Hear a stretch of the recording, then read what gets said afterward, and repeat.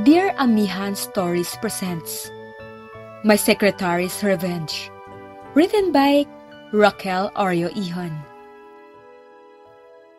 Sir Alden, siya si Min, ang bago mong secretary. Saad ng HR manager na si Ma'am Odette. Min, siya naman si Sir Alden, ang CEO ng kumpanya. Sa kanya ka direkta magtatrabaho. Pagpapatuloy nito, binalingan ni Min ang lalaki sa kangumiti ng nakakaakit. Good morning, sir. Totoo nga ang sinabi ni Odette na maganda ka. Saad ng lalaki habang nakatitig sa kanya mula ulo hanggang paa. Napayuko siya na kunwari nahihiya. Hindi naman, sir. Sadyang marunong lang ako mag-makeup. Sabi niya. Sa wakas ay nakapasok na siya sa kumpanya ng mga Gonzales. Sinadya niyang mag-apply doon upang maisakatuparan ang planong paghihigante. Babalikan niya ang mga taong nang agrabyado sa nakababatang kapatid na si Miko. Pero sana, hindi lang pagmamakeup ang alam mo. Kailangan ko ng secretary na mahusay magtrabaho. Napapitlag siya nang marinig ang boses ni Alden. Siyempre naman, sir. Papatunayan ko na magaling ako. Determinadong tugon niya. That's good to hear. Aasahan ko yan. Sagot nito. Nakakatuwa naman dahil mukhang magkakasundo kayo. Anyway, babalik na ako sa office ko. Maiwan ko na kayo. Si Ma'am Odette naman ang nagsalita. Yun lang at lumabas na ito. Ipagtimpla mo ako ng kape. Black coffee. No cream, no sugar. Utos ng lalaki sa kanya. Kape, sir? Tanong niya. Hindi niya akalain na yun ang unang ipapagawa ng kanyang boss. Bingi ka ba? Sabi ko, ipagtimpla mo ako ng kape. Kasama yun sa trabaho mo bilang secretary. Antipatikong tugon nito. Masusunod po, sir. Aniya. Iginala niya ang tingin hanggang sa nakita niya ang coffee maker sa sulok. Lumapit siya ron at nagtimpla ng kape. Marahan niyang hiniklat ang 2 botones ng kanyang blouse, saka lumapit sa kinauupuan ni Alden. Here's your coffee, sir. Sabi niya habang inilalapag ang kape sa mesa. Sinadya niyang yumuko upang ibalandra ang kanyang hinaharap. Kailangan mo yata ayusin yung damit mo. Saad ng lalaki saka umiwas ng tingin. Palihim siyang napangiti. Batid niya na bago umiwas ang binatay, ilang segundo muna nitong sinulyapan ang kanyang hinaharap. Nako, nasira pala ang botones ng blouse ko. Pambihira naman. Bakit ngayon pa ito nangyari? Saad niya, niyakap niya ang sarili upang ipakita na nahihiya siya. Maya-maya ay napansin niyang tumayo ang lalaki. Hinubad nito ang suit at sinuot sa kanya. Dahil sa ginawa nito ay natakpan ang sumisilip niyang dibdib. Wala kang dapat ikahiya. Hindi mo naman ginusto ang nangyari. Pinagaan nito ang loob niya. Salamat, sir. Hindi ko inaasahan na magiging gentleman ka sa akin. Hindi pala totoo na pagsusungit lang ang alam mo. Aniya. Ako? Masungit? Tanong ni Alden habang nakakunot ang noo. Yun kasi ang bulong-bulungan ng ibang empleyado. Sabi nila, mas nakakatakot ka pa raw kaysa sa mabangis na leon. Nang malaman yun ng mga kasabayan kong aplikante, umatras sila sa interview. Sumbong niya. Napabuntong hininga ang lalaki. I can't blame them. Perfectionist ako pagdating sa trabaho. Madalas nasusungitan ko ang mga employees kapag pumapalpak sila. Baka yun ang dahilan kaya papalit-palit ako ng secretary. Hindi na ako magugulat kung magre-resign ka pagkalipas ng 1 linggo. Saad nito. Don't worry, sir. Hindi kita iiwan. Hindi ako magre-resign. Kailangan ko ang trabahong to kaya titiisin ko kahit gaano ka pa kasungit. Aniya, hindi siya nagkatubiling himasin ang braso ng kanyang boss. Aasahan ko yan. Pero bago ka magtrabaho, pumunta ka muna sa restroom para ayusin ang damit mo. Anito. Pagngiti naman ang naging sagot niya. Maya-maya ay lumabas siya ng opisina at nagtungo sa restroom. Plinano niya ang lahat kaya nakapagbaon siya ng ekstrang blouse. Pumasok siya sa cubicle saka nagbihis. Nang masiguradong maayos na ang itsura niya, bumalik siya sa pagtatrabaho. Ibinalik niya rin kay Alden ang suit nito. Nagpresenta siyang labhan yun pero tumanggi ang binata. Kinagabihan. Tapos na ang trabaho niya kaya nagpaalam na siya sa kanyang boss. Nang makauwi ay dumiretso siya sa kwarto ni Miko. Binuksan niya ang ilaw at iginala ang tingin. Nabaling ang atensyon niya sa picture ng kapatid na nakadisplay sa bedside table. Kinuha niya yon saka umupo sa kama. Miko, miss na kita. Sorry dahil wala ako ng mga panahong kailangan mo ko. Saad niya habang lumuluha. Tanda pa niya, nagtatrabaho siya sa ibang bansa nung makatanggap ng tawag mula sa nanay niya. Ayon dito, tumalon si Miko sa 4th floor ng university na pinapasukan nito. Dahil doon, agad siyang umuwi sa Pilipinas at iniwan ang magandang trabaho sa ibang bansa. Mabuti na lang naunawaan ng kanyang employer ang sitwasyon niya. Hindi ito humingi ng danyos kahit hindi niya tinapos ang employment contract. Nag-iwan ng sulat si Miko. Nabasa niya ron na kinitil ng kapatid ang sariling buhay dahil hindi nito kinaya ang pangbubuli ng mga kaklase nito. Madalas itong saktan at gawing katatawanan dahil lampa ito at palaging nakasuot ng salamin. Nag-imbestiga siya kaya nalaman niya na ang leader ng grupong nanakit sa kapatid ay si Anjo Gonzalez. Nag-file siya ng complaint sa university admin. Subalit binaliwala ng mga executives ang reklamo niya dahil major sponsor ng universidad ang nakatatandang kapatid ni Anjo. Nang magtanong-tanong ay napagtanto niya na ang kuya nito ay si Alden. Nagbigay pala si Alden ng malaking halaga sa eskwelahan upang maabswelto ang kapatid nito. Dahil doon ay lalo siyang nagalit hanggang sa naisip niya maghiganti. Nalaman niyang babae ang kahinaan ni Alden. Plano niyang akitin ito upang makakuha ng impormasyon kung paano ito mapapabagsak. Lalong-lalo na ang nakababatang kapatid nito. Sayang, ilang taon na lang sana makakagraduate ka na. Hindi man lang kita makikitang umakyat sa stage para tumanggap ng diploma. Sabi niya habang yakap ang larawan ng kapatid. Simula nung mamatay ang tatay niya ay inako na niya ang responsibilidad sa nanay at kapatid niya. Napilitan siyang magtrabaho sa ibang bansa para mabigyan ng masaganang buhay ang mga ito. Kahit mahalang tuition fee, ay in-enroll niya si Miko sa East West University. Sa halip na makatanggap ng dekalidad na edukasyon, ay nasira ang buhay nito. Sabi ko na nga ba, narito ka lang. Napalingon si Min sa pinanggalingan ng boses. Nakita niya ang nanay niyang nakatayo sa pinto ng kwarto. Nay, bakit gising pa po kayo? Tanong niya. Napabuntong hininga ang kanyang ina saka lumapit sa kanya. Hindi pa ako inaantok. Ikaw, saan ka galing? Bakit ngayon ka lang umuwi? Galing po ako sa kumpanya ng mga Gonzales. Aniya. Ano? Itinuloy mo talaga ang pagtatrabaho ron? Gulat na tanong ng nanay niya. Opo. At itutuloy ko rin ang paghigante. Pababagsakin ko ang kumpanya ng mga Gonzales. Malakas ang loob nilang mang-apak ng tao dahil marami silang pera. Pero tingnan natin kung anong mangyayari kapag naubos ang kayamanan nila. Mariing sabi niya. Kung galit ka sa kanila, dapat magalit ka rin sa akin. Hindi ko nabantayan na maigi ang kapatid mo. Kaya hindi ko napansin na may depresyon siya. Saad ng kanyang ina. Nay, huwag mong sisihin ang sarili mo. Kasalanan to ng mga taong nambuli kay Miko. Wala silang karapatang apihin ang kapatid ko. Giit niya. Anak, naiintindihan kita. Pero huwag kang magpalamon sa galit. Kung nabubuhay si Miko, hindi siya matutuwa sa ginagawa mo. At saka, paano kung mapahamak ka? Pag-alala ng nanay niya. Malaki na po ko. Alam ko ang ginagawa ko. Paninindigan niya. Pero, Nay, matutulog na po ako. Maaga pang pasok ko bukas. Batid niya na walang saysay kung patuloy siyang makikipag-dialogo sa nanay niya. Kaya nagpaalam na siya rito. Nagtungo siya sa kanyang kwarto saka nagpahinga. Ilang beses habang naglalakad sa hallway ng kumpanyay, napapalingon kay Min ang ibang empleyado. Litaw na litaw kasi ang magandang hubog ng katawan niya dahil sa suot na skinny dress. Mabuti na lang at hindi siya sinita ng gwardya. Min, ang hot mo naman. Dapat pala sexy-tary ang tawag namin sa'yo. Hirit ng marketing head na si Lara. Oo nga, pero ingat ka, baka matipuhan ka ni Sir Alden. Biro ng financial officer na si Andy. Sana nga, para magawa ko ng mga plano ko. Sabi niya sa kanyang isip. Ano ba kayo? Baka may makarinig sa inyo, nakakahiya. Kunwari sambit niya. Saglit pa siyang nakipag-usap sa mga katrabaho. Maya-maya ay nagpaalam na siya sa mga ito.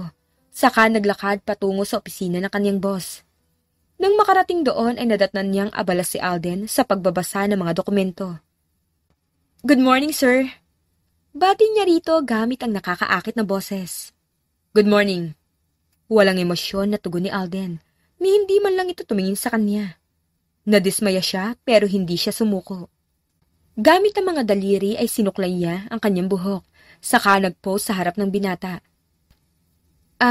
Sir? May pag-uutos ka ba? I-revise mo yung ginawa mong report. Nahilo ako habang binabasa ko dahil puro mali ang figures na ginamit mo. Sagot nito pero hindi pa rin ito inaangat ang ulo. Sige sir, pero ipagtitimpla muna kita ng kape. Sambit niya.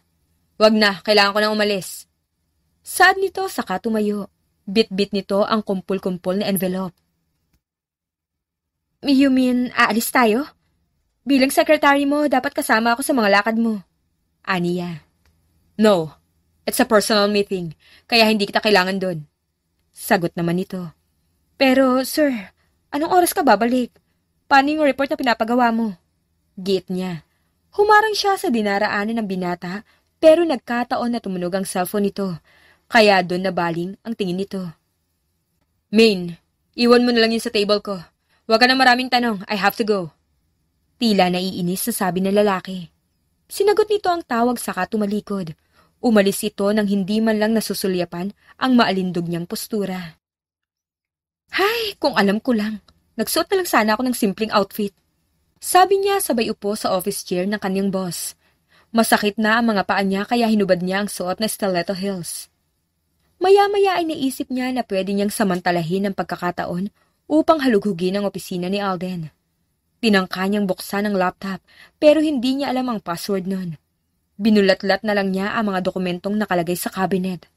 Subalit wala siyang nakitang kahina-hinala. Akmang isasara na niya ang cabinet pero napansin niya ang lumang litrato na nakalagay dun.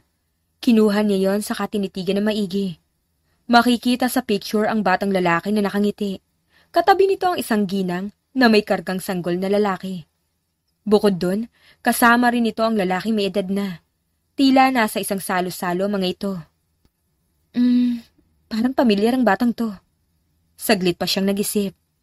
Tama, si Sir Alden nga to. Saad niya. Patuloy niyang tinitigan ang picture hanggang sa napagtanto niya na nakasulat sa cake ang mga katagang Happy 5th Birthday. Nabasa niya rin ang petsang March 20. March 20 palang birthday ni Sir Alden. Teka, bukas na yun ah. Sumagi sa isip niya ang magandang idea. Maya-maya ay tinawagan niya ang kakilalang event planner na si Stacy. Kinabukasan ay maaga siyang pumasok sa kumpanya. Kasama niya si Stacy at ang mga staff nito. Inakay niya mga ito papasok sa opisina ng kanyang boss. Ang galing mo talaga, Stacy. Hindi ako nagkamali na kunin ang serbisyo mo. Salamat dahil tinanggap mo ang tawag ko. Kahit last minute na. Magiliw na sabi niya habang tinititigan ang magandang dekorasyon. Salamat din sa pagtitiwala. Anyway, alis na kami. Baka dumating na ang boss mo. Tugon ni Stacy. Sige, mag-iingat kayo. Ipapadala ko na lang sa bank account mo ang payment. Aniya rito. Pagngiti naman ang naging sagot ni Stacy. Yun lang at umalis na ito. Sumunod naman ang mga staff nito. Nang maiwang mag-isay, nag-retouch siya ng make-up. Hanggang sa nabaling ang tingin niya sa wall clock. Malapit nang sumapit ang alas 8 ng umaga. Batid niya na paparating na si Alden, kaya naghanda na siya. Dumaan pa ang ilang minuto hanggang sa bumukas ang pinto ng opisina at pumasok ang binata. Surprise! Happy birthday, sir! Magiliw na sabi niya habang hawak ang chocolate cake. Imbis na matuway, naging matalim ang tingin ni Alden. Anong kalokohan to? Napanganga siya. Nagtataka siya kung bakit ganun ang reaksyon ng lalaki. Sa lahat ng nabigyan ng birthday surprise, ito lang yata ang hindi masaya. Hindi ba, sir, birthday mo ngayon? Alam ko na marami tayong trabaho, pero mag-celebrate naman tayo kahit sandali lang. Sagot niya at napamura ang lalaki. What the hell are you thinking? Wala bang nagsabi sa'yo na hindi ako nagsa-celebrate ng birthday ko? Alisin mo ang lahat ng to. Ayoko makita mga to. Bulalas ng binata. Inagaw nito ang cake mula sa kanya at inilaglag yun sa sahig. Nangilid ang luha sa mga mata niya. Akala niya ay nakahanap na siya ng paraan upang makuha ang loob nito. Pero kabaligtaran ang nangyari. Oh, ano bang tinatayo-tayo mo dyan? Tawagin mo ang janitor para itapon ang mga basurang to. Napaigtad siya nang marinig ang bulyaw ng boss. Yes, sir. Tugon niya habang nanginginig ang boses. Pupunta lang ako ng CR. Pagbalik ko, dapat wala na mga to. Galit na bili nito. Pagkatapos magsalita ay lumabas na ito.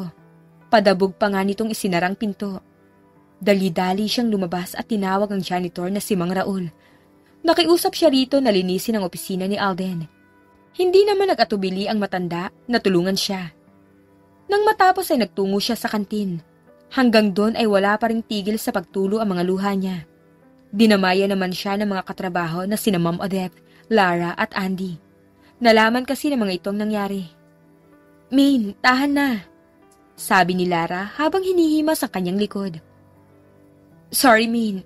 Nakalimutan kong sabihin na hindi nagsa-celebrate ng birthday si Sir. Ayaw niya rin ang binabati siya. Hindi ko naman kasi akalain na isusurprise mo siya."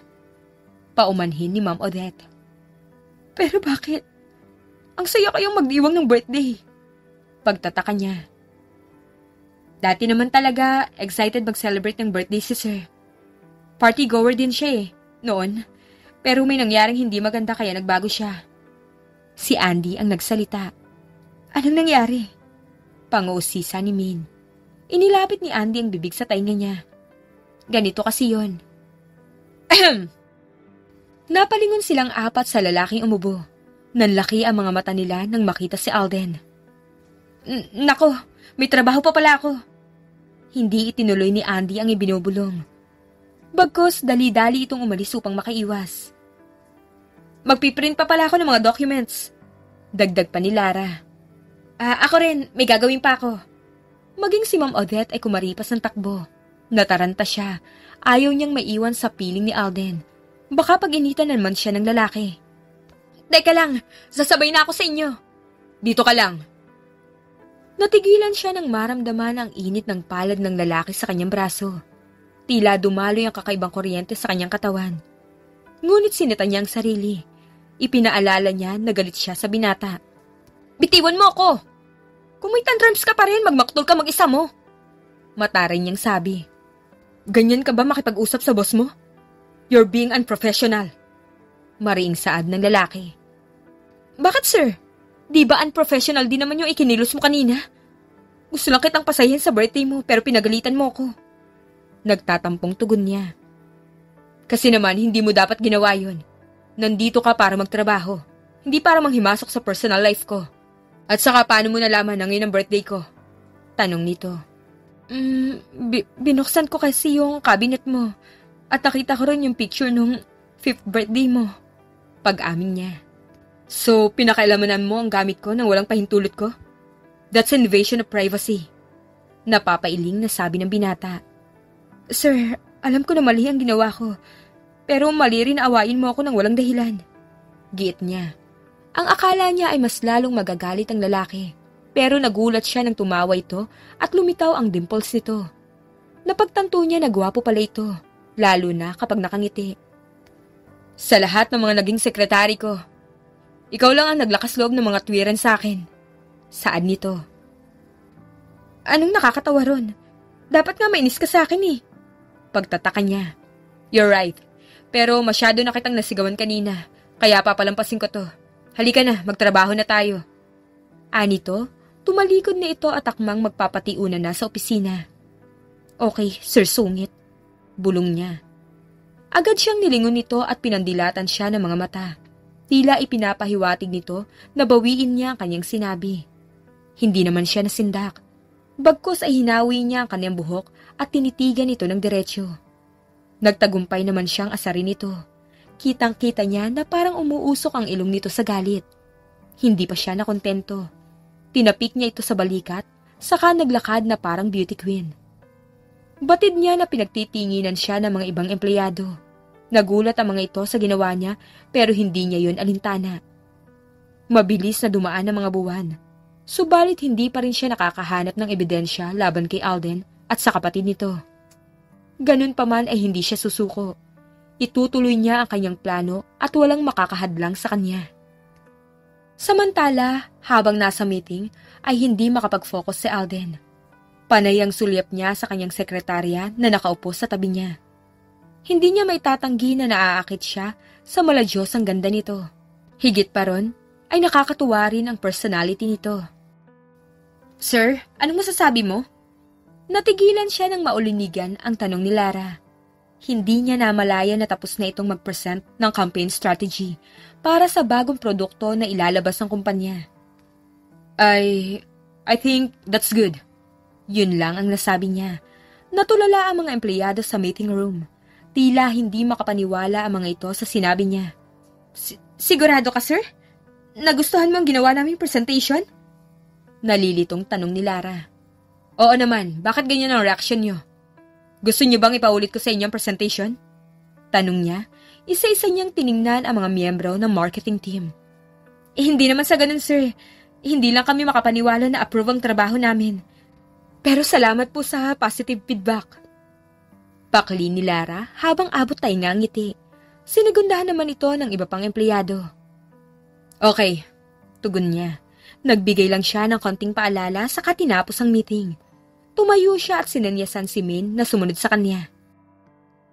Very good ka kanina, sir. For the first time, hindi ka nagsungit sa meeting. Sabi ng babae habang naglalakad. Dahil yun sa'yo. Sagot niya. Bakit naman dahil sa akin? Nagtatakang tanong ng babae. Naisip ko kasi na tama ka. Dapat ipakita ko sa mga empleyado na na-appreciate ko ang effort nila para mas galingan pa nila. At saka ayokong iwan mo ko. Aniya. Ano yun, sir? Para bang hindi narinig nito ang huling tinuran niya. Ang ibig kong sabihin, ayoko mag-resign ka. Mahirap makahanap ng sekretary na kasing husay mo. Pagdadahilan niya. Pero ang totoo ay gusto niyang manatili ang dalaga sa kanyang tabi. At para mangyari yon, kailangan niyang patunayan dito na may tinatago rin siyang kabaitan. Hindi naman siya likas sa suplado.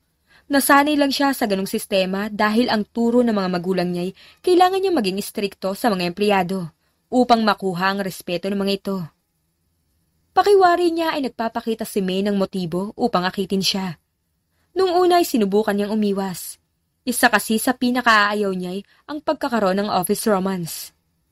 Subalit para sa dalaga, handa niyang suwayin ang patakaran na siya rin ang may gawa. May gagawin ka ba mamayang gabi? Tanong niya pa sa babae. Wala naman, sir. Mag-overtime ba tayo? Tanong din ito. Hindi, pero yayayain sana kitang lumabas kung okay lang sa'yo. Oo naman, sir. Saan ba tayo pupunta? Para bang gusto niyang tumalon dahil sa sobrang tuwa. Pero hindi niya ginawa. Baka pagtinginan siya ng mga empleyadong nakakasalubong nila. Ayaw niyang magmukhang weirdo sa harap ng mga ito. Malalaman mo mamaya. Sigurado magugustuhan mo ron. Sagot niya. Ikaw talaga, sir. Ang hilig mong magpaka-mysterious. Anang babae. Umiling ito habang nakangisi. O siya, pupunta na ako sa cubicle ko. Marami pa akong gagawin. Pagngiti naman ang naging sagot niya.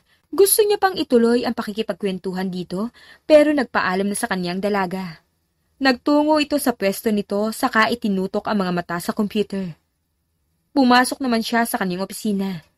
Batid niya na maraming dokumento ang naghihintay ng kanyang pirma, pero hindi niya magawang iangat ang ballpen na nakalagay sa kanyang table. Hanggang sa hindi siya nakatiis. Kinuha niya ang cellphone at tinawagan ang personal number ni Maine. Agad namang sumagot ang dalaga. Hello, sir? Pumasok ka rito sa office ko. Utos niya. Opo, sir. Agad na sagot ng babae. Pagkaraan lang ng ilang segundo'y dumating na ang kanyang sekretarya. Tumayo ito sa harapan niya. Sir, ano pong ipag-uutos niyo? Tanong nito. Stay there. Tumayo ka lang dyan. Pagmamando niya. Napakunot noo ito. Bukod sa pagtayo, ano pang gagawin ko, sir? Wala na. Matipid na tugon niya. Seryoso ka, sir? Pinapunta mo ako rito para lang tumayo? Tinawagan mo pa ako sa personal number ko. Anang babae habang hinihilot ang sentido. Basta, dyan ka lang. Kung sakali mangali ang mga binti mo, pwede kang umupo. Pero bawal kang lumabas. Kahit anong mangyari, kuha mo? Aniya habang pumipirma ng mga papeles. Paano kung kailangan kong pumunta sa restroom? Ayoko umihi sa arinola. Lalo na kung nakaharap ako sa'yo. Sabi nito sabay kamot sa ulo. Are, Nola, ano yun? Tanong niya. Nung nabubuhay pa ang lola ko, gayon yung ginagamit kapag tumatawag si Mother Nature. Paliwanag ng babae. Bahagyang natawa si Alden. Muntik pa niyang mabitawan ang hawak na ballpen. Walang arinola rito. Siyempre, pwede ka pumunta sa restroom. Pwede ka ring uminom ng tubig kung nauuhaw ka. Imbes ay sabi niya. Okay sir, malinaw na. Nagkunwari siyang walang narinig. Pinilit niyang gawing blanco ang ekspresyon ng muka at muling itinuon ang atensyon sa mga papeles. Ayaw niyang ipahalata na kumakabog ang dibdib niya dahil sa sobrang saya. Sir, 1 oras na ako nakatambay rito sa opisina mo. Untag sa kanya ng babaeng prenteng nakaupo sa couch. Nakadekwatro pa ito. 1 oras na ba? Binabayaran ako rito para magtrabaho at hindi tumambay. Mabuti pang bumalik na ako sa cubicle ko. Sabi pa nito. Wala siyang nagawa kundi ang hayaan itong umalis at pagsapit ng uwian ay agad niya itong niyayang umalis. We have to go, di ba? May usapan tayo? Saad niya. Inoffer niya ang isang kamay upang alalayan ng dalaga. Yes sir, tutuparin ko yun. Basta ilibre mo ako ha? Hirit nito. Of course, it's my treat. Magiliw na tugon niya. Ang bait mo naman sir. Dahil dyan hindi na kita tatawaging Sir Sungit. Okay lang sa akin kahit tawagin mo akong Sir Sungit, Sir Dragon o Sir Maligno. Basta huwag ka magre-resign. Simula nang dumating ka, mas naging maayos ang pagtatrabaho ko. Seryosong sabi niya rito. Is it safe to say na hindi mo kaya mabuhay nang wala ako? May panunudyong tanong nito. Imbis na sumagot ay napalunok siya. Nanlambot ang mga tuhod niya nang humampas sa pisngi niya ang mabangong hininga ng dalaga. Huli na mapagtanto niyang ilang sentimetro na lang ang layo ng mukha nito sa kanya. Maya-maya ay naramdaman niya ang paglapat ng mga palad nito sa kanyang dibdib. Anong ginagawa mo? Tila inosenteng tanong niya. Inaayos ko lang ang necktie mo, sir. Napalunok siya nang marinig ang malambing na tinig nito. You don't have to do that. Tinabig niya ang mga kamay ng dalaga at iniiwas sa mukha mula rito. Sir, okay ka lang? Bakit pinagpapawisan ka? Usisa pa nito na parang walang alam sa epekto nito sa kanya. I'm fine. Magpupunta lang ako sa comfort room. Mauna ka na sa parking lot. Hintayin mo na lang ako doon. Nauutal na sabi niya. Hindi na niya hinintay ang sasabihin ng dalaga. Kumari pa siya ng takbo patungo sa restroom. Nang makarating ay naghilamos siya ng muka. Kahit paano ay nahimasmasan siya. Subalit hindi yun sapat upang mapawi ang init na idinulot ng dalaga sa kanyang katawan. Noon kapag may mga babaeng nagpapahiwatig sa kanya'y hindi siya nag-aatubiling ibigay ang gusto ng mga ito. Pero iba si Maine. Gusto niya ibigay ang respeto na karapat-dapat dito. Sa kabilang banda ay naiinip na si Maine habang naghihintay sa parking area. Nasaan na kaya si Sir? Daig pa niyang babae kung magbanyo? Reklamo niya. Maya-maya ay natanaw niyang paparating na lalaki. Kumaway siya upang madali siyang makita nito. Sorry dahil natagalan ako. Paumanhin nito. No problem, sir. Sagot niya habang nakangiti. Tumango ang lalaki bilang tugon. Binuksan nito ang pinto ng kotse para sa kanya. Thank you, sir. Sabi niya sabay upo sa passenger seat. You're welcome.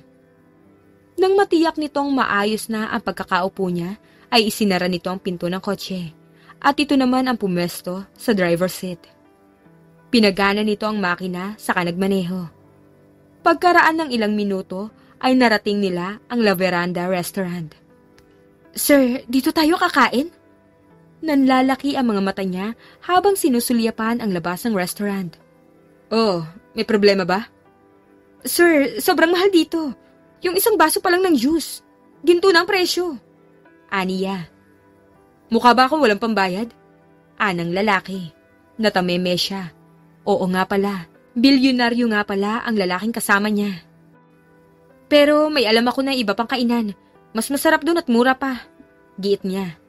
Okay, ika-cancel ko ang reservation sa La Veranda Restaurant. Pagpayag ng lalaki. Saan ba yung kainan na sinasabi mo? Idiretso mo lang ang pagmamaneho, sir. Ilang metro lang ang layo nun mula rito. Sinunod naman ito ang direksyong itinuturo niya. Maya-maya pa, nakarating sila sa isang karinderya. Nandito na tayo sa Rita's Karinderya. Tara sir, maghanap tayo na mapepestuhan. Sambit niya. Dito mo lang pala gustong kumain. Hindi mo agad sinabi. Alam ko ang karinderya na to. Anito habang umuupo. Talaga sir? Kumakain ka rito? Oo naman. Madalas akong umorder ng palabok dito. Paborito ko rin yung kare-kare at isaw ng manok. Baliwalang sagot nito. Napakunot noo siya. Ganun ba? Akala ko kasi sa mga fine dining restaurant ka na kumakain. In-expect ko na mandidiri ka rito. Pag-amin niya. Ganyan ba kababaw ang tingin mo sa akin? Kahit lumaki ako sa marangyang pamilya, simpleng tao pa rin ako. Anito. Hindi niya namalaya na umarko ang ngiti sa kanyang mga labi. Humanga siya sa kababaang loob ng binata. Tinawag niya ang waitress saka umorder. Pagkaraan ng ilang minuto, ay dumating na ang kanilang order at agad silang kumain. Napansin niya na naging seryoso ang mukha ng lalaki habang nakatitig sa kare-kare. May problema ba, sir? Tanong niya. Wala. Naalala ko lang ang parents ko. Kare-kare kasi ang paborito nilang ulam. Sagot nito. Sir, curious lang ako. Nasaan ang mga magulang mo? Ilang buwan na ako nagtatrabaho sa kumpanya pero hindi ko pa sila nakikita. Pangusisa niya. Wala na sila. Tugon nito sabay hugot ng malalim na hininga. Kagagraduate ko lang ng college noon. Mas inuuna ko yung mag-party kaysa magtrabaho. Hanggang sa isang gabi. Birthday ko noon kaya nagpakalasing ako sa bar. Sinundo ako ng mga magulang ko. At ipinagpilitan ko na ako magmamaneho. Binagbigyan nila ako pero dahil sa kalasingan ko, naaksidente ang kotseng sinasakyan namin. At yun ang dahilan ng pagkamatay nila. Pagkikwento nito, baka sa mga mata nito ang matinding lungkot. Kaya pala hindi ka nagsa-celebrate ng birthday mo. Yun pala ang death anniversary ng parents mo. Sabi niya. Oo, at saka kailangan ko na maging seryoso sa buhay. Dahil naiwan sa pangangalaga ko ang kapatid kong si Anjo. Kasalanan ko kung bakit maaga siyang naulila. Kaya ginagawa ko ang lahat para makabawi sa kanya. Sabi pa nito. Yun din ba ang dahilan kaya kinukonsinti mo ang mga mali niya? Tinakpan niya ang bibig.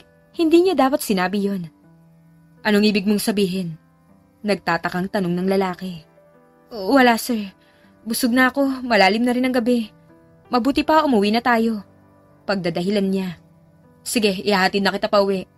Wag na sir, malayo ang bahay ko. Magta-taxi na lang ako. Tanggi niya. Makailang beses pa siyang kinumbinsi ng lalaki, pero hindi talaga siya pumayag. Hindi pwedeng malaman ng binata kung saan siya nakatira. Dahil madidiskubre nito ang totoong pagkatao niya. Kinabukasan, nasa kantin si Min. Kagaya ng dati ay kasabay niyang kumakain sila Ma'am Odette, Lara at Andy. Min, nandito ka lang pala. Yayayain pa lang sana kitang mag-lunch. Natigilan siya sa pagnguya nang dumating si Alden. Sir, kumakain na kami. Kung gusto mo, sumabay ka na lang sa amin. Anyaya niya rito. Hindi na. Siya nga pala, para sa'yo to. Thank you gift ko dahil sinamahan mo ako kagabi. Na-enjoy ko yung ginawa natin. Sana maulit pa yon. Anang lalaki habang inaabot ang isang paper bag. Oo naman sir. Magiliw na tugon niya. Napangiti ito. O siya, maiwan ko na kayo. Enjoy your meal. Pero huwag kayo masyadong magpakabusog. Mamayang hapon, sabay-sabay tayo magmimerienda. Order ako ng pizza para sa ating lahat. Sige sir, thank you nga pala rito. Sabi niya habang itinuturo ang regalong ibinigay ng binata. You're welcome. Matipid na tugon nito. Yun lang at tumalikod nito. Pagkaalis ng binatay, kinantsawan si Min ng mga kasama. Ano ba ginawa niyo kagabi? At parang nag-enjoy si sir. Pangusisa ni Andy. Kumain lang kami, sagot niya. Kumain? Sabay-sabay na tanong ni na Ma'am Odette, Andy at Lara. Tila iba ang pagkakaintindi ng mga ito sa sinabi niya. Napailing siya. Ang dudumi talaga ng mga isip niyo. Kumain lang kami sa karinderya. Giit niya. Sabay-sabay na tugon nila Ma'am Odette, Lara at Andy. Natawa na lang siya sa reaksyon ng mga katrabaho. Pero seryoso ha? Simula nung dumating ka, naging palangiti na si sir. Sana nga maging magkarelasyon kayo para mas maging mabait pa siya. Sabi ni Lara. Mabait naman talaga si sir. Nami-misinterpret niyo lang siya. Pagkatapos magsalita ay natigilan siya. Hindi siya makapaniwala na pinupuri niya ang taong kinamumuhian niya. Huwag na nga natin pagchismisan ng boss natin, kumain na lang tayo. Pag-iba niya ng usapan. Mabuti na lang ay hindi na siya kinulit ng mga katrabaho niya. Kinagabihan. Habang naghahanda na siyang matulog, narinig niyang tumunog ang cellphone niya. Si Alden ang tumatawag kaya sinagot niya yon. Hello, sir? Aniya pero ibang boses ang naulinigan niya mula sa kabilang linya. Hello, ma'am. Ako si Paul, waiter ng White Rock Bar. Nasa bar namin ngayon ang isang customer na lalaki. Sabi niya, Alden ang pangalan niya. Lasing na siya kaya hindi siya makakapag-drive. Ibinigay niya sa amin ang number mo. Pwede ka bang pumunta rito para sunduin siya? Ganun ba? Sige. Alam ko kung saan yan. Pupunta na ako. Sagot niya. Bumangon siya mula sa kama saka nagbihis. Pagkatapos ay dali-dali siyang nagtungo sa garahe. Sumakay siya sa kanyang kotse at pinaharurot yun. Nang makarating sa bar ay agad niyang hinanap si Alden. Natagpuan niya itong nakasalampak sa sahig. Inalalayan naman ito ng mga waiters. Tumakbo siya papalapit dito. Ako nang bahala sa kanya. Salamat sa pag-asikaso niyo sa kanya. Heto, para sa inyo. Sabi niya. Gamit ang sariling pera ay inabutan niya ng tip ang mga waiters. Salamat po, ma'am. Sabay-sabay na sabi ng mga ito. Pagtango lang ang naging tugon niya sa kabinalingan ng kanyang boss. Sir, tara na. Ihati na kita pa uwi. Ginamit niya ang buong lakas upang tulungan itong tumayo. Main, anong ginagawa mo rito? Tanong nito habang pasuray-suray. Tinawagan ako ng waiter. Sagot niya. Patuloy niyang inaalalayan ng lalaki hanggang sa maisakay ito sa kanyang kotse. Teka, bakit dito tayo sumakay? Nasaan ang kotse ko? Tanong nito habang hinihilot ang sentido. Sir, wag mo nang isipin yun. May inutusan ako para kunin yun. Aniya saka nagmaneho papunta sa bahay ng lalaki. Nang makarating ay sinalubong sila ng matandang kasambahay. Good evening po. Ako si Min, ang bagong sekretary ni Sir Alden. Pagpapakilala niya. Lasing siya kaya inihatid ko siya rito. Si Sir talaga. Hanggang ngayon, alcoholic pa rin. Saad ng kasambahay habang umiiling. Salamat sa paghatid sa kanya. Ako na mag-aasikaso sa kanya. Nako, baka mahirapan ka po. Ako na po ang akay sa kanya. Saan po bang kwarto niya? Giit niya. Sige, kung mapilit ka. Pag-akyat mo sa second floor, may makikita kang pinto na kulay maroon. Doon ang kwarto ni Sir Alden. Saad ng kasambahay. Pagngiti naman ang naging tugon niya, saka inakay ang lalaki paakyat sa second floor. Madali niyang natuntun ang kwarto nito. Nang makapasok ay inihiga niya ang binata sa kama. Wala naman itong imik. Madali itong nakatulog dahil sa labis na kalasingan. Iginala niya ang tingin sa paligid at sinimulan ang paghalughog sa mga gamit nito. Kinalikot niya ang cellphone nito pero nanghihingi yun ng password. Saglit siyang nag-isip hanggang sa naalala niya ang birthday ng binata at yun ang itinype niya. Tahimik siyang nagbunyi nang bumukas ang cellphone. Napaka-common naman ang password mo. Saad niya sa isip habang nakatitig sa walang malay na binata. Maya-maya ay muli niyang kinalikot ang cellphone hanggang sa nabasa niya na nag-transfer si Alden ng pera sa mga executive ng East West University upang pagtakpan ang pambubuli ng kapatid nito. Dali-dali niyang kinuha ang sariling cellphone, saka piniktura ng nasabing conversation. Anong ginagawa mo? Namuo ang kaba sa dibdib niya nang maulinigan ang boses ni Alden. Agad niyang ibinulsa ang sariling cellphone. Marahan naman niyang inilapag ang cellphone ng lalaki sa end table. Nakatalikod siya kaya hindi nito nakita ang ginagawa niya. Bumwelo muna siya bago ito harapin. Sir, sinisigurado ko lang na wala kang naiwang gamit sa bar. Mukhang kompleto naman ang mga gamit mo. Dahilan niya. Kung ganun, bakit hindi ka pa umaalis? O baka naman may iba ka pang pakay? Seryosong sabi nito. Tila nawala ang kalasingan ng lalaki. Bumangon ito mula sa kama saka naglakad papalapit sa kanya. Napatras siya. Naloko na. Mukhang natunugan nito ang plano niya. Hindi niya alam kung paano niya pa ito malulusutan. Sir, hindi ko alam ang sinasabi mo. Huwag mo nang itanggi. Alam ko na gusto mo akong pikutin. Sir? Bumilis ang pintig ng puso niya nang maramdaman ang kamay ng binata sa kanyang bewang. Hinila siya nito papalapit, kaya napasandal siya sa matikas nitong dibdib. Akala mo ba hindi ko nahalata? Sa tuwing nasa office tayo, nagsusuot ka ng mga revealing dress para mapansin kita. Kahit pinagbawalan na kita, hindi ka nakikinig. At hanggang dito sa bahay ko, gusto mo akong akitin. Saad nito. Nag-init ang batok niya dahil sa malagkit na titig ng binata. Sir, hindi totoo yan. Admit it. Total, handa naman akong pagbigyan ka. I will satisfy you. Mas lalo nitong idiniin ang pagkakahawak sa bewang niya. Napalunok siya. Tila na statwa ang buo niyang katawan. Hanggang sa naramdaman niya ang pagdampi ng mga labi ni Alden sa kanya.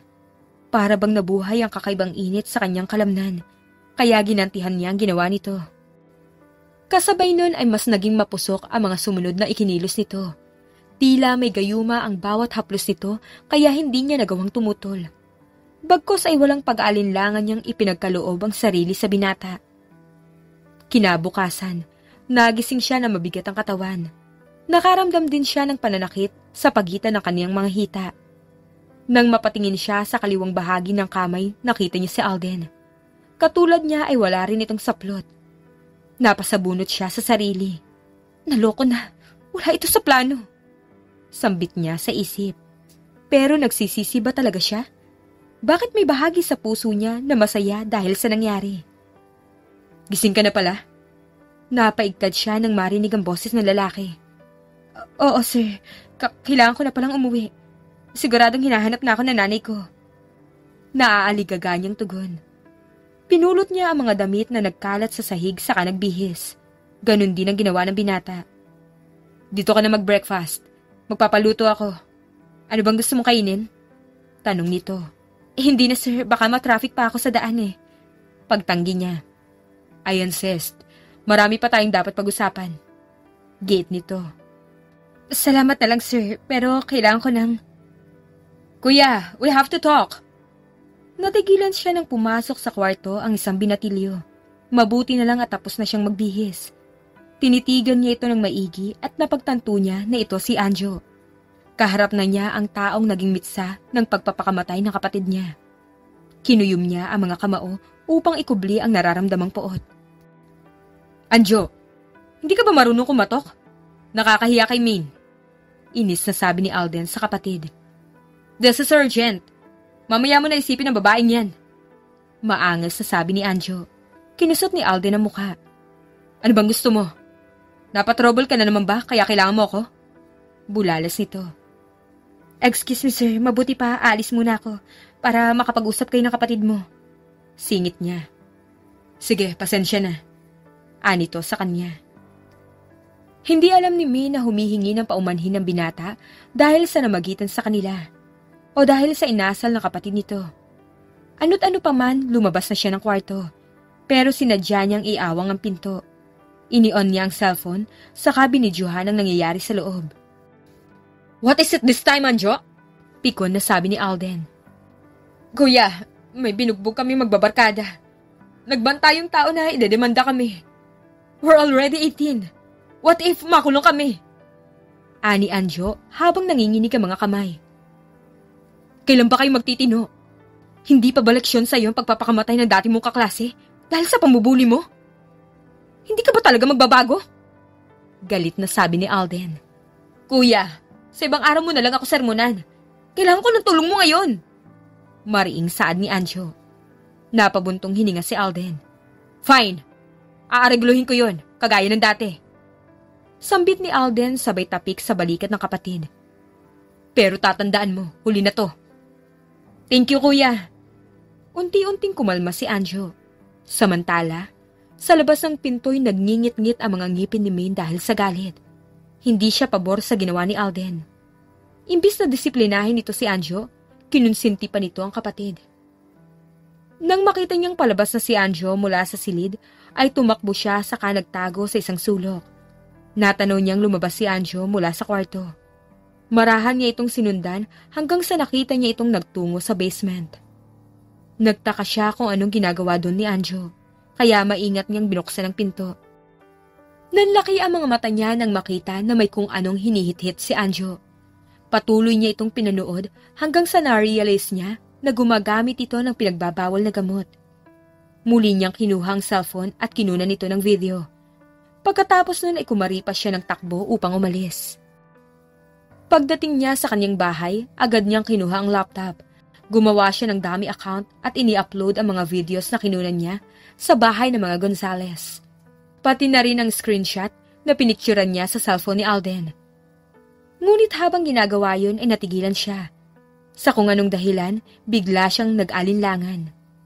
Nagtalo ang kanyang isip hanggang sa napatingin siya sa picture ni Miko. Naalala niya ang liham na iniwan nito.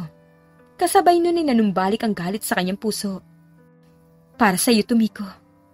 Pagkatapos niyang bitiwan ang mga katagang yun, ay klinik niya na ang pause button.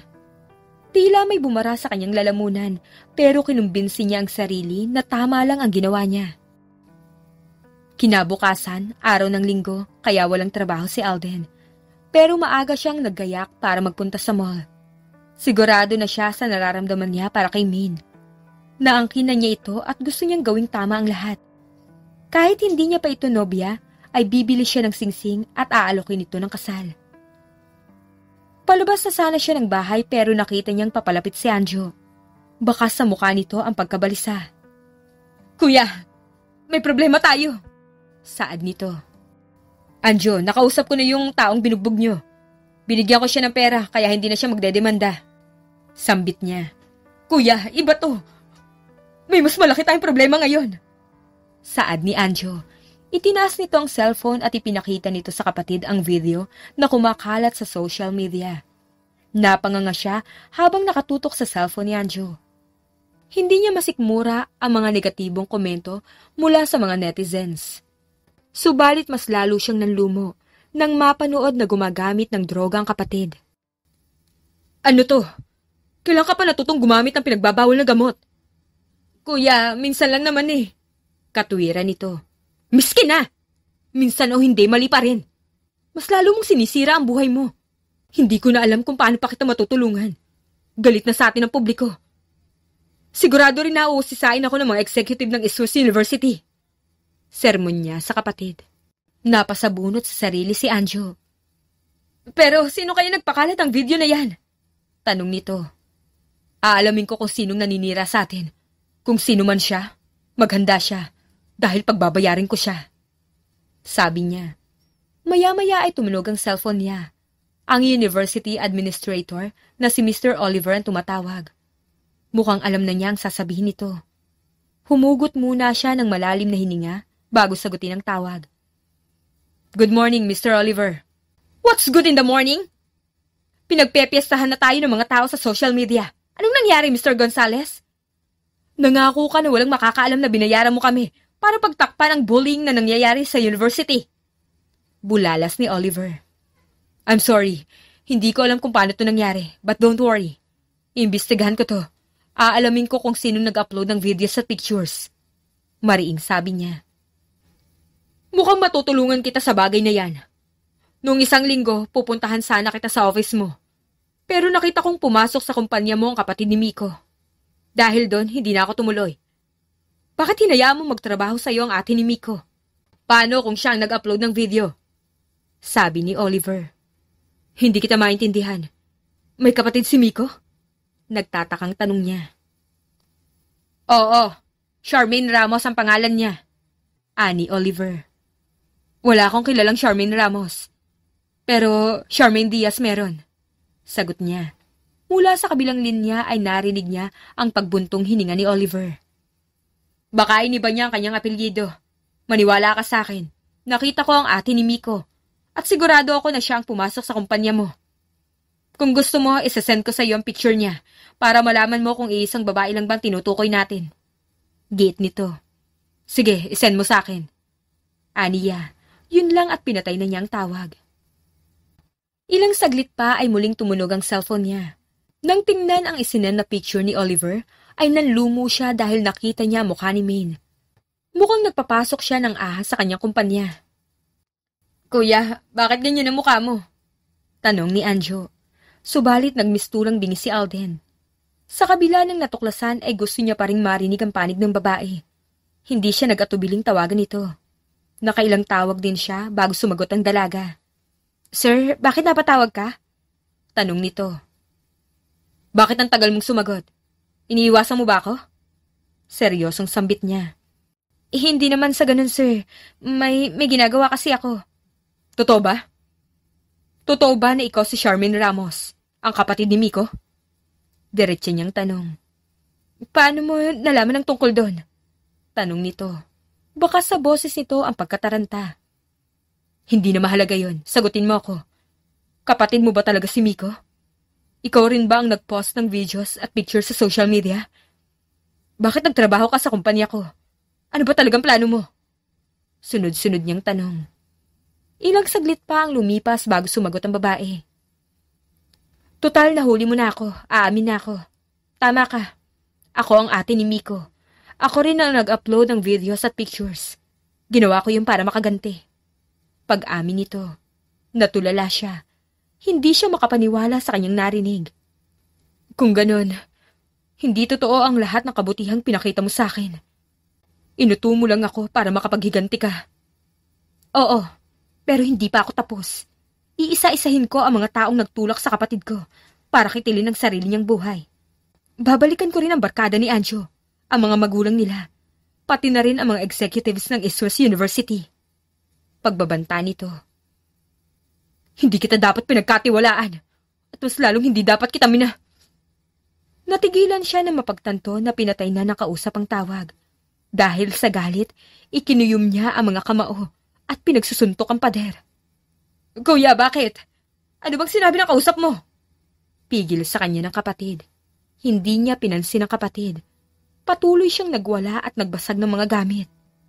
Samantala, habang nakakulong sa kanyang kwarto ay hindi mapigilang humikbi ni Maine. Naiinis siya sa sarili. Hindi ba at yun ang plano niya? Pero bakit parang hindi siya masaya? Maine! Buksan mo to! Mag-usap tayo! Narinig niyang kumakatok sa pinto ang nanay niya. Batid niya na sesermonan lang siya nito kaya hindi siya sumagot. Nagtalokbong siya ng kumot at nagkunwaring tulog. Dumaan ang mga araw. Patuloy pa rin sa pagkalat ang mga videos at pictures na ipinost niya. Nakakuha yun ng milyon-milyong comments at share. Kasabay nun ay nawala na siya ng komunikasyon kay Alden. Hindi na siya nakakapasok sa kumpanya ng binata dahil nakaban na siya ron. Galit din sa kanya ang mga dating katrabaho, lalong-lalo na sila Ma'am Odette, Lara at Andy. Isang gabi ay paikot-ikot siya sa kanyang kama. 2 tasa na ng gatas ang naubos niya pero hindi pa rin siya dinadalaw ng antok. Maya-maya ay tumunog ang cellphone niya. Unknown number ang tumatawag pero sinagot niya pa rin to. Hello, sino to? Tanong niya. Hello po, ako po to, si Anjo. Saad ng tao sa kabilang linya, halatang nanginginig ang boses nito. Para bang may bumara sa lalamunan niya nang malaman kung sino ang kausap. Ngunit pinakalma niya ang sarili. Anjo, paano mo nalaman ang number ko? At bakit ka tumawag? Tanong niya. Alam ko po na ikaw ang nagpakalat ng mga pictures at video sa social media. I may sound unbelievable, pero naiintindihan kita. Dahil malaki ang kasalanan namin kay Miko. Kung hindi dahil sa amin, hindi siya magpapakamatay.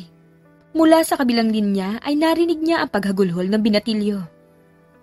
Anjo, ano ba talagang gusto mo sabihin? Bakit hindi mo pa ako diretsahin? Tanong niya. Di ba po, gusto mong gumante? Ibibigay ko na yung gusto mo. Pero mayroon ako ipapakiusap. Sana iabsuelto mo na si Kuya at ang mga executive ng SOS University. Pinagtakpan lang nila ang kasalanan ko para protektahan ako. Huwag mo na rin idamay ang mga kaibigan ko.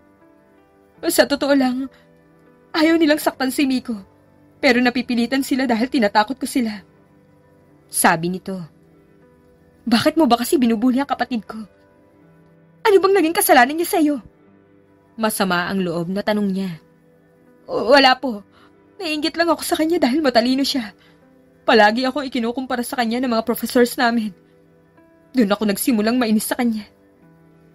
At palagi ko na siyang pinagtitripan. At nung nagpakamatay siya, sobra ako na guilty.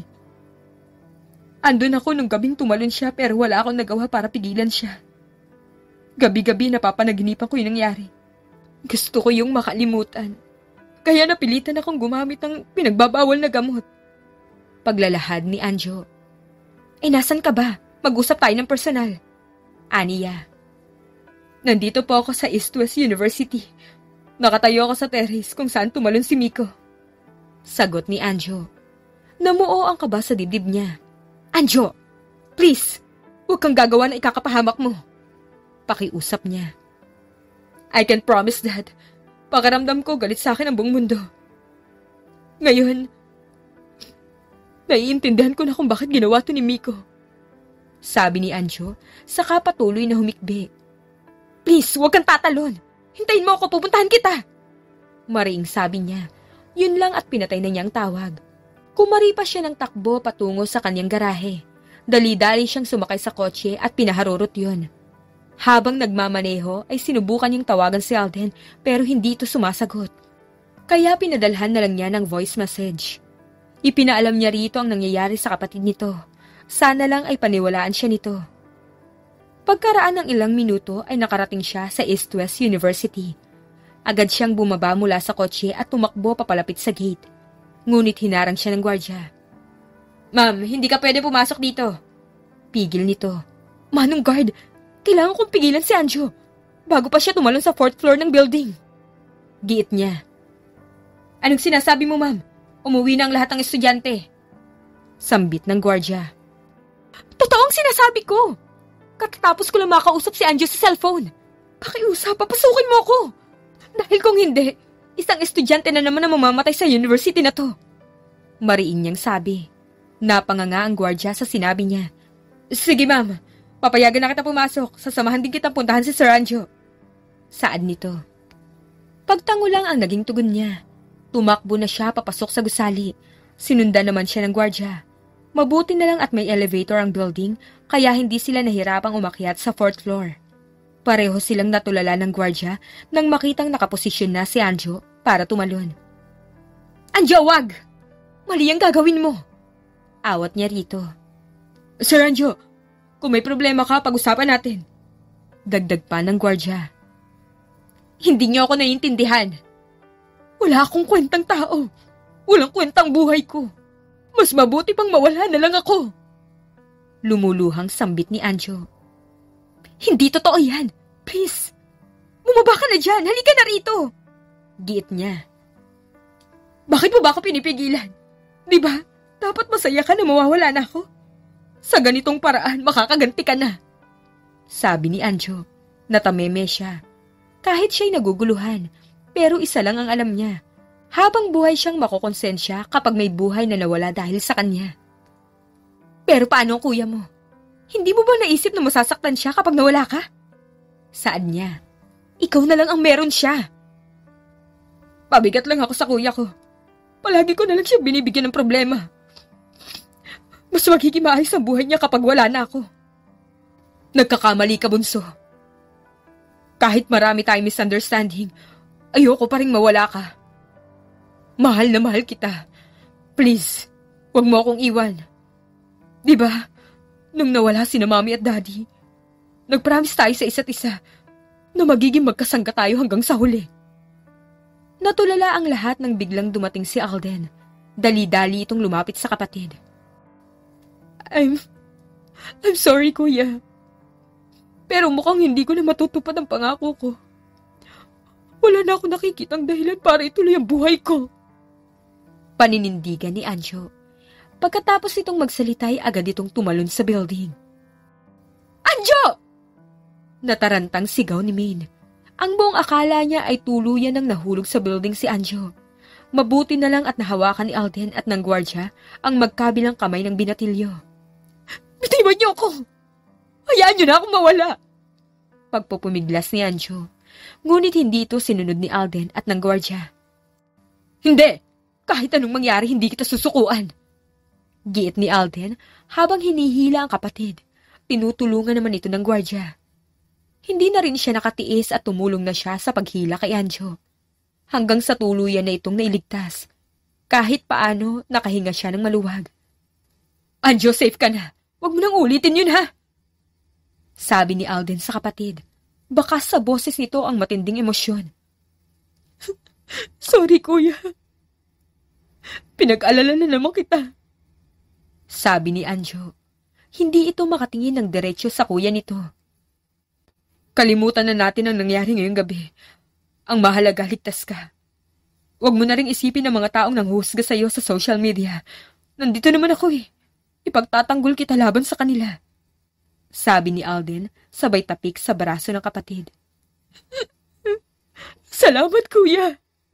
Naluluhang sabi ni Anjo saka yumakap sa kuya nito. Ginantihan naman ni Alden ang ginawa ng kapatid.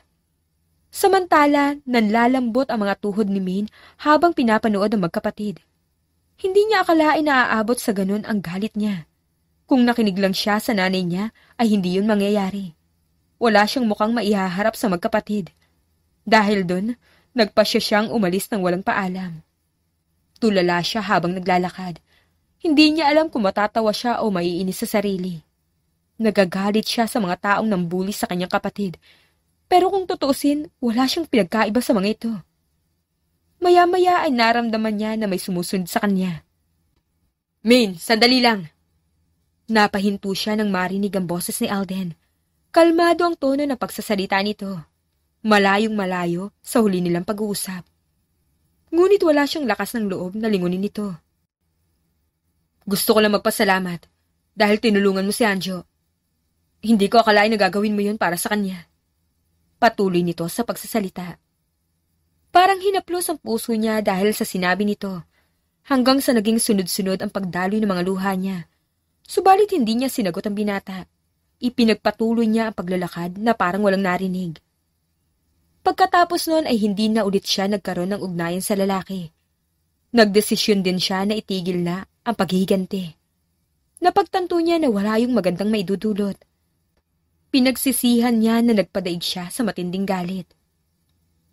Isang umaga ay tulala si Min habang humihigop ng kape sa loob ng kanyang silid. Pumasok sa kwarto niya ang nanay niya. Kagaya ng dati, hindi man lang ito kumatok. Huwag kang kape ng kape, heto kumain ka. Sambit ng nanay niya. Inilapag nito sa bedside table ang tray na naglalaman ng garlic rice at tocino. Nay, bakit ganyan ang amoy niyan? Ang baho!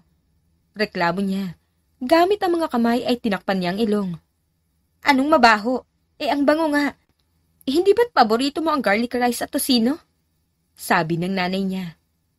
Di bali po, magkakape na lang ako. Sabi niya. Ang sabihin mo, wala kang ganang kumain dahil iniisip mo si Alden. Panunukso ng nanay niya. Nay, ano pong sinasabi niyo? Inosenteng tanong niya. Sus, huwag kang magbangang maangan dyan. Nanay mo ko kaya hindi ka makakapaglihim sa akin. Alam ko na may espesyal kang nararamdaman para kay Alden. Nakikita ko yun sa mga mata mo. Saad ng nanay niya. Napabuntong hininga siya. Tama po kayo. Pero hindi na importante yun. Hindi pa rin kami pwede magkatuluyan. Sambit niya. May punto ka naman. Masyadong mahirap ang pinagdaanan niyo. At saka, wala na siya rito sa Pilipinas. Lumipad na siya papuntang Amerika. Sambit ng nanay niya. Sigurado po kayo? Paano niyo po nalaman? Tanong niya. Napanood ko sa balita.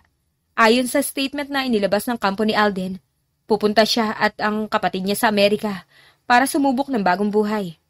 At doon din magpaparehab si Anjo para mawala ang adiksyon niya. Saad ng nanay niya. Dumilim ang mukha niya. Nanghihinayang siya dahil hindi man lang siya nakapagpaalam sa lalaki. Oh, bakit nakabusangot ang mukha mo? Mamimiss mo siya, no? Panunukso ng nanay niya. Hindi naman po sa ganun. Malungkot lang ako dahil hindi man lang ako nakapag-sorry sa kanya at sa kapatid niya. Sabi niya. Baka hindi pa tong panahon para magkaroon kayo ng closure. Malay mo, pagkalipas ng ilang buwan o ilang taon, makita ulit kayo. At maayos na ang gusot sa pagitan yung dalawa. Saad ng nanay niya habang hinihimas ang kanyang likod. Tumango siya bilang tugon. Pinilit niya ring ngumiti upang hindi na mag-alala ang nanay niya. Lumipas ang mga araw. Kasabay nun ay mas tumindi ang pananakit ng kanyang katawan. Nag-aalala siya para sa sarili, kaya nagpasya siyang magpatingin sa doktor. Pagkatapos ng laboratory test, ay matyaga siyang naghintay ng resulta. Doc, ano pong resulta ng test? Tanong niya habang kumakabog ang dibdib. Relax ka lang. Wala kang dapat ipag-alala dahil wala kang sakit. Magiliw na sabi ng doktor. Kung ganon, bakit madalas akong mahilo at masuka? Dahil buntis ka, heto, tingnan mo ang test result. Sabi ng doktor. Natameme siya nang mabasa ang resulta. Hinimas niya ang kanyang tiyan. Masaya siya dahil nagbunga ang nangyari sa kanilang dalawa ni Alden. Kasabay nun ay nalulungkot din siya dahil wala siyang maipapakilalang ama sa magiging anak niya. Sa kabila nun, pinilit niyang iwaksi ang lungkot na nararamdaman. Mas gusto niyang ituon ang atensyon sa mga positibong bagay. Saglit pa siyang nakipag-usap sa doktor hanggang sa nagpaalam na siya rito. Nang makauwi sa bahay, ay ipinaalam niya sa nanay niya ang kalagayan niya. Talaga, anak? Buntis ka? Ani to habang abot tainga ang ngiti. Opo, hindi ka po ba galit? Pagtataka niya. Bakit naman ako magagalit? Masaya nga ako dahil magkakaroon na ulit ng baby dito sa bahay. Pero, sino ang ama ng pinagbubuntis mo? Kailan ko siya makikilala? Sambit ng nanay niya. Biglang lumungkot ang mukha niya. Si Alden po. May nangyari sa amin nung nagtatrabaho ako bilang sekretary niya. Pero mukhang hindi niya po ako mapapanagutan. Sambit niya. Huwag ka mag-alala, narito naman ako eh. Hindi kita pababayaan. Sabi ng nanay niya. Salamat po, Nay. Sabi niya, gumaan ang loob niya dahil alam niyang mayroon siyang makakatuwang. O siya, umakyat ka na sa kwarto mo para makapagpahinga ka na. Sabi ng nanay niya. Apo. Pagpasok sa kwarto ay kinuha niya ang cellphone at isinearch ang social media account ni Alden. Subalit nakablock na siya sa lahat ng accounts nito. Pumatak ang mga luha niya. Mahirap man pero tinanggap na lang niya na mag-isang palalakihin na magiging anak niya. Kalaunan ay nag-release ng public apology ang owner at mga executive ng East West University. Umamin ang mga ito na may pagkukulang ang mga ito, kaya naging laganap ang bullying sa loob ng university. At nagresulta sa pagpapakamatay ng isang estudyante. Nag-resign din ang ilan sa mga faculty members nito. Kasabay dun, nangako ang mga bagong namumuno sa university na lalabanan ang bullying sa loob ng eskwelahan. At gagawin nilang prioridad ang mental health ng mga estudyante. Tinanggap naman ni Maine at ng kanyang ina ang paumanhin ng mga ito. Subalit tinanggihan nila ang perang ibinibigay ng owner ng university bilang danyos. Iginiit niya na hindi pera ang habol niya. Ang tanging gusto niya ay matigil na ang pambubuli sa university upang wala nang sumunod sa yapak ng kapatid niya. Kasabay nun ay naayos na rin ang relasyon niya sa mga dating katrabaho na sina Ma'am Odette, Lara at Andy. Tuwang-tuwa ang mga ito nang malamang buntis siya. Madalas siyang bisitahin ang mga ito at dalhan ng masusustansyang mga pagkain. Maine, 5 buwan ang pinagbubuntis mo. Hindi mo pa rin ba ipapaalam kay Sir Alden ang tungkol sa magiging anak niyo? Panguusisa ni Lara, sabay lagok ng juice. Gusto ko namang sabihin sa kanya, pero hindi ko siya makontak. Siguro galit pa rin siya sa akin. Malungkot na sabi niya. Nagkatinginan sina Lara, Andy at Ma'am Odette. Tila nag-uusap ang mga mata nito. Huwag kang mag-alala, kami nang bahala ron. Saad ni Andy. Sinagundahan naman ito ni Ma'am Odette at Lara. Nagtataka siya sa kinikilos sa mga kaibigan.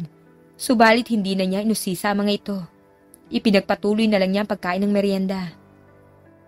Ilang linggo ang lumipas at naghahanda ng umalis si Maine. Pupunta siya sa hospital para magpa-check up. Paglabas ng bahay, natulala siya na makitang nakatayo sa labas ng gate si Alden. Aminado siya na namiss niya ito, kaya hindi na niya napigilan ng sarili. Tumakbo siya papalapit sa binata at niyakap ito ng mahigpit. Alden! Sa wakas bumalik ka na! Sambit niya, naluha siya sa sobrang tuwa. Nag-email sa akin si Odette. Sa kanila ko nalaman na buntis ka at ako raw ang ama ng baby mo. Anito. Tama ang sinabi nila pero huwag kang mag-alala. Hindi kita pipiliting panagutan ng bata. Ano bang sinasabi mo? Kung alam mo lang, sobrang saya ko nang malaman na magiging tatay na ako. Agad ako nag-book ng flight pabalik sa Pilipinas dahil gusto kitang damayan sa pagbubuntis mo. Nakangiting sabi ng lalaki. Talaga? Gagawin mo yun? Kahit galit ka sa akin? Humugot ng malalim na hininga ang lalaki bago nagsalita. Hindi na ako galit sa'yo. Kung ako rin ang nasa posisyon mo, gagawin ko rin ang ginawa mo. Anito. Salamat dahil naiintindihan mo ako. Emosyonal niyang tugon. Siya nga pala, mayroon ako ibibigay sa'yo. Anito nang may maalala. May kinuha itong singsing sa bulsa nito saka lumuhod. Maine, gusto kong gawing tama ang lahat. Pananagutan kita at ang magiging anak natin. Will you marry me? Pakakasalan mo lang ba ako dahil nabuntis mo ako? Tanong niya habang nakakunot ang noo. Siyempre hindi. Papakasalan kita dahil mahal kita. Wala akong pakialam kung magkaiba tayo ng nararamdaman. Handa naman ako magsikap para mahalin mo rin ako. Sabi pa ng lalaki. Naluha siya dahil sa sobrang saya. Hindi mo na kailangan gawin yun dahil matagal na kitang mahal. Matagal na kitang minahal. Sinubukan kong pigilan ang nararamdaman ko pero hindi ko nagawa. Sabi niya. Gumuhit ang matamis na ngiti sa mga labi nito. Dahil sa labis sa kagalakan, niyakap siya nito ng mahigpit. Sunod nitong hinagkan ang mga labi niya. Hindi naman siya umalma. Bagkus, ipinulupot niya ang mga kamay sa bewang ng binata at ginantihan ang mapusok nitong halik. I love you so much, Maine. Thank you for making me a better person. Ipinapangako ko, hindi ko na uulitin ang mga pagkakamali ko noon.